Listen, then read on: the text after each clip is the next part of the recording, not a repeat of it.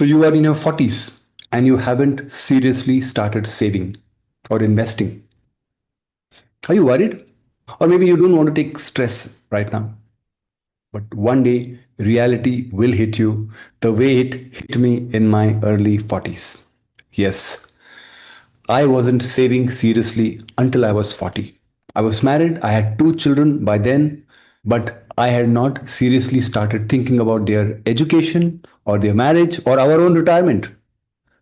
I was zero in my planning. But then life changed. Thanks to the financial advisor I met, things changed. And then I realized how much I had lost, but there was a hope. He gave me hope. I want to give you that hope today. Yes, in today's video, I will take you through step by step approach that you can take to start saving and investing. And this is for you both, husband and wife. As a couple, I want you to look at this video, watch this video, and follow all the steps. Yes, you may need help of a financial advisor or some other videos which I'm going to share with you today, but you can do it. Trust me, you can do it.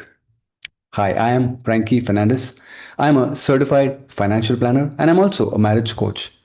My goal is to help young families, yes, in their 30s and 40s. But if you are in your 40s, I would like to help you too and help you make wealth, help you create wealth, build your marriage and your wealth. So let's get started.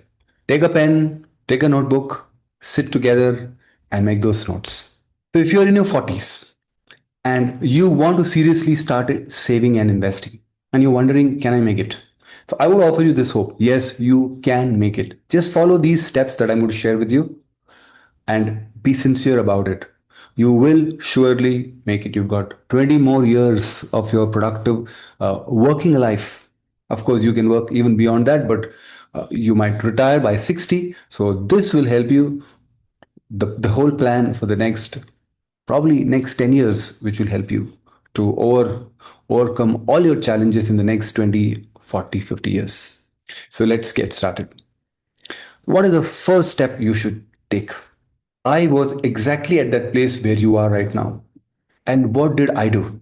And that is what I'm going to share with you step by step. So, number one, list down all your assets and liabilities. And what are assets and liabilities? Assets are all those savings that you have in your savings account, maybe a few thousands or a few lakhs. Maybe you have some money in your fixed deposits. Your own house also is an asset. Gold that you have, any land or property that you may have invested or you have inherited, all your insurance investments that you have invested in the insurance products, find out what is their current value, the surrender value or their market value, any shares or any company's options that you've got, ESOPs, mutual funds or stocks. So these are all assets. Basically, what are assets? Assets are uh, those that you can liquidate and convert into cash. Most of them here, what we've talked about, can be converted into cash if there is a need. So that's what are your assets. Also make a list of all your liabilities. Liabilities are those that you need to give to others, you owe the others. Assets are owned by you, liabilities you owe others. For example, all the loans, your home loans, your car loan, personal loan, gold loan, or whatever loans you have taken, right? They're all the liabilities. Make a list of all these because these are very important as you not only grow your wealth but also try to meet your financial goals, which we will talk about. So this is a very important first step because this will help you to know where you stand. And immediately after that will be the second step, is to calculate your net worth. What is net worth? Net worth is all your assets minus your liabilities. Assets are owned by you, you can liquidate them. Liabilities are not yours, you need to give it to others. So your assets minus your liabilities, right, will tell you what is yours on, that is what completely belongs to you. For example, your house is an asset, but if you've taken a loan, it's a liability. And if your house is worth a crore and your loan is 80 lakhs, that means your actual net worth is only 20 lakhs. So this is a very important step because this will tell you what is your financial health. If your net worth is negative, which means your liabilities are more than your assets, you are in danger zone, the red zone. You need to do a lot of hard work to come to positive net worth. And we will see that it is not impossible. So this is very important. But if your net worth is more, which means your assets are more than your liabilities, that means your net worth is positive. You are in the green zone. You are in the safe zone. But how safe are you? So the question you must ask is, can your current net worth and future income comfortably help reach your financial goals? Now, why is this important? This is very important because you have your retirement after 60, you probably live for another 20, 30 years. Then before that are your maybe your children's marriage, children's education, and you may want to buy a house or whatever assets. Can your net worth plus your income take care of all those? That is very important. In many instances, for example, those who are millionaires, their their net worth is enough for them for the future. They don't have to earn anything more because that net worth will generate returns, and they don't have to actively work and earn that. That will earn them returns. There are some who have got less net worth, but then their income that they're generating will help them reach their goals. And that is what usually happens with all of us. We have some net worth, current net worth, plus our current income helps us to reach there, right? So, but if this is low, this is zero, or this is negative, then your current income has to take the full load. So the question is, can your current net worth and your future income that you're going to generate comfortably help you reach your goals? But if your net worth is inadequate, your reliance will entirely be on your current and future income to generate returns, to fund your future financial goals. So, this is an important thing. So, this is very important. The net worth is very important, and your current income. So, these are the two variables, two components that will help you become rich, achieve your goals, and feel comfortable about your future. And that's what we're going to see in the next few steps. So, what you should do once you have seen your net worth and your current income. So, even before you start investing and thinking about your goals and growing rich, you must first take care of this. Have the right risk plan in place, which includes term insurance, health insurance, and emergency funds. And what are term insurance? And I have done a detailed video on risk plan. I encourage you to watch that video. Uh, Term insurance is the purest form of insurance. That means if anything happens to you, your family will get maybe a crore or two, depending on what is your cover. That's very important. Second is the health insurance. Now, your company may be providing you with health insurance, but that may not be adequate. And also, later on in life, when you are if you lose your job or whatever, you will not have that insurance if you retire. So I have explained this in my video. Watch them for more details. And then third is the emergency funds. Emergency funds is around 6 months of your expenses. Health insurance, try to ensure that if you are a family of four, around 10 lakhs, which will be adequate, and your term insurance should be 15 to 20 times of your salary, gross salary. So once this is taken care, step number 4, repay your loans. Except for your home loan, all loans should be repaid. All loans, you should start the process of repaying your loans. And to do that, you can use your existing assets if you feel you must use them. For example, there could be a fixed deposits where you may be earning just 5%, but your loans could be 10, 12%. Or any gold that you feel that you should liquidate. If your situation is terrible, very bad, your loans are very high, makes sense to liquidate some of the gold which you are willing to sell, or your land or your property. Because remember that except for equities, everything else earns less than your loan. The loan that you're repaying. The loan that you're repaying could be 10, 12%, but nothing you have will earn that much. So it makes sense to repay your loans using your assets. So this should be your step. Work hard, do whatever, use your current income, what you're earning now, and repay your loans as soon as possible. I've also done another video on this. Please watch on loan repayment and how loans can actually affect your future. right? So loans can be your biggest enemy in wealth building. If you don't take care of your loans, then your liabilities will only become more and more, and your net worth will become less. Step number 5, take stock of your insurance investments.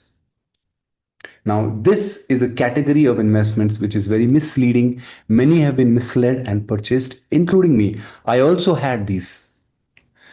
I did not have loans to repay except for my home loan. I had a lot of these insurance investment products like the ULIPs, endowment, whole life policies. I surrendered them all. So surrendered them all because the returns on them is so low, like 4 to 5%. That's it.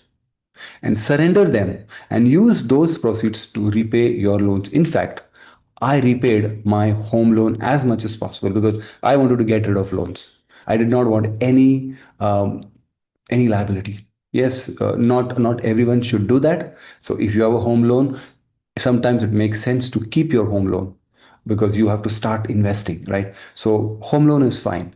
Yes, you can repay. If you are not comfortable with a huge loan, try to repay a loan or reduce the number of years from maybe 20, 15 to 10 years. Maybe you can do that. Insurance come investment products will slow down your wealth building journey substantially. I've also again created a video on this. Watch them. So this category of investment is one of the worst categories which does not help you grow your wealth. Step number 6, write down your financial goals and compute how much you must save per month. Now again, I have created a good video, a couple of videos on this. Please watch them. How to compute your financial goals. I have also included a spreadsheet.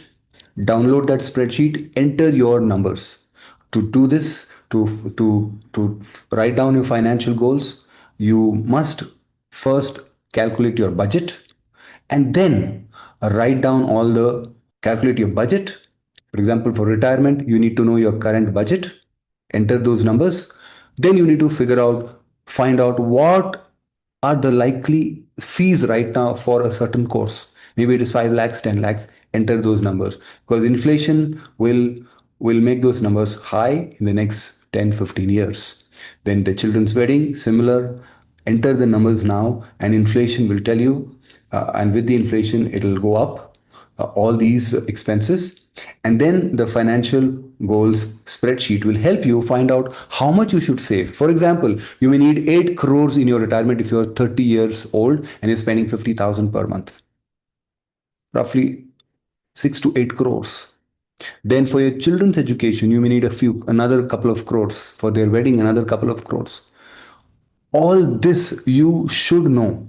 And this sheet will also help you find out how much you should save right now to reach that goal. And if you have already some net worth, how to apply them to this so that your net worth plus your current income, how it can help you reach those financial goals. So this is the very important step.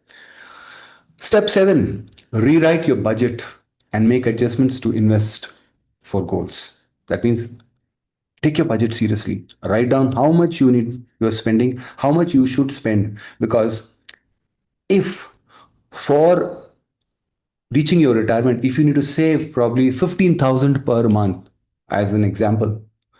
So for your retirement, 15,000, for your children's education, another 10,000, 20,000. So roughly, probably just in case, as an example, you have to save 30,000 and your salary is 70,000. What do? Obviously, 70 minus 30, 40 is the available balance with you for your spending. You can't spend more than that. So that's why you need to prepare this budget, cut down all your unnecessary expenses, and don't shop wants but needs. So change the way you think about money. So it's very important that your attitude to money and spending must change if you want a good financial future. So all depends on your spending. If you're able to be careful about your spending and assign the remainder into for your financial goals, you will definitely be able to reach your goals. And this is just for the next 10 years. 10 years you to be aggressive and then you can relax a bit. So it's very important for the next 10 years, your attitude towards expenses, your spending, and to investment is very important. Step 8, invest for goals. right? Start SIPs for each financial goal. Let it be automated. You should not be investing regularly manually. Let it happen automatically. And there are a number of videos I've made on SIPs. Please watch them and get the correct understanding of these SIPs. Do side hustles if you need more per month. For example, if you have to save 40,000 per month and you only can spare 20 or 30,000, there's a gap of 10,000. How do you fill that gap? Probably you may need to do some side hustle if you need more per month. If your company allows you, for example, if you're working and you can go and teach somewhere, right? You can do some side hustle, or you have to look for a higher paying job because you must reach your goal. And remember, this is a very important point because you're starting to invest from your 40s.